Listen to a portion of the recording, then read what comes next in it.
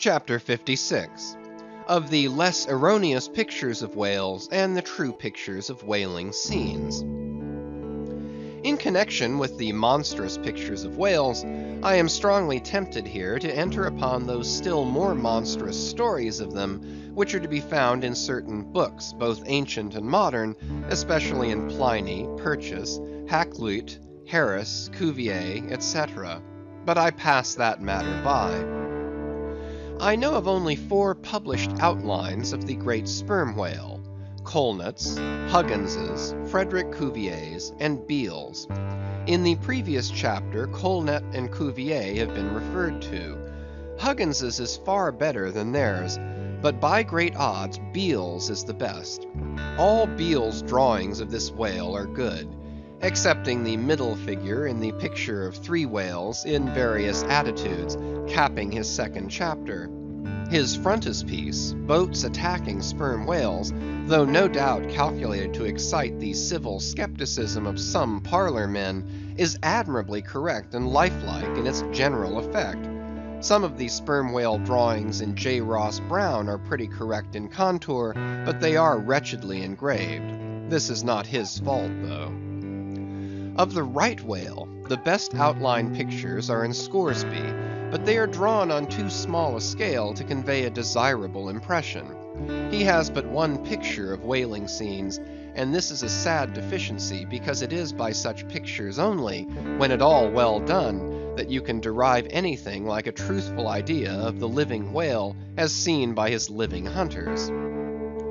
But taken for all in all, by far the finest, though in some details not the most correct, presentations of whales and whaling scenes to be anywhere found, are 2 large French engravings, well executed, and taken from paintings by one Garnery. Respectively, they represent attacks on the sperm and right whale.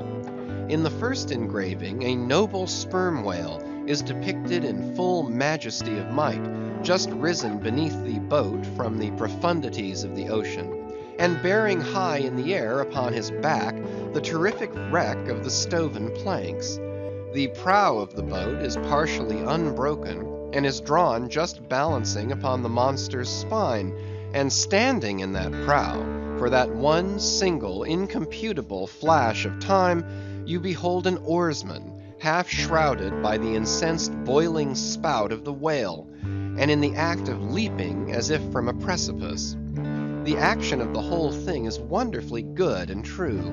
The half-emptied line tub floats on the whitened sea. The wooden poles of the spilled harpoons obliquely bob in it. The heads of the swimming crew are scattered about the whale in contrasting expressions of affright, while in the black stormy distance, the ship is bearing down upon the scene. Serious fault might be found with the anatomical details of this whale, but let that pass, since for the life of me I could not draw so good a one. In the second engraving, the boat is in the act of drawing alongside the barnacled flank of a large running right whale, that rolls his black weedy bulk in the sea like some mossy rock slide from the Patagonian cliffs. His jets are erect, full, and black like soot, so that from so abounding a smoke in the chimney, you would think that there must be a brave supper cooking in the great bowels below. Sea fowls are pecking at the small crabs, shellfish, and other sea candies and macaroni, which the right whale sometimes carries on his pestilent back. And all the while, the thick-lipped Leviathan is rushing through the deep, leaving tons of tumultuous white curds in his wake, and causing the slight boat to rock in the swells like a skiff caught nigh the paddle wheels of an ocean steamer.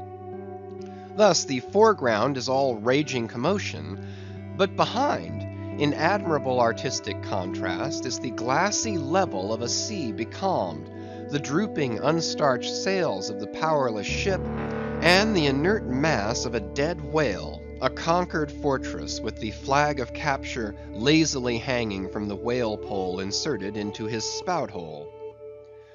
Who Garnery, the painter, is or was, I know not, but my life for it, he was either practically conversant with his subject, or else marvelously tutored by some experienced whaleman.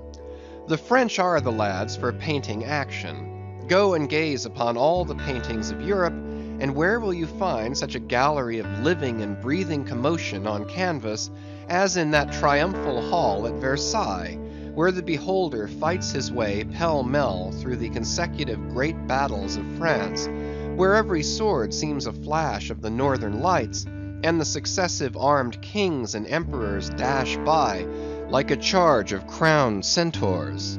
Not wholly unworthy of a place in that gallery are these sea battle pieces of Garnery.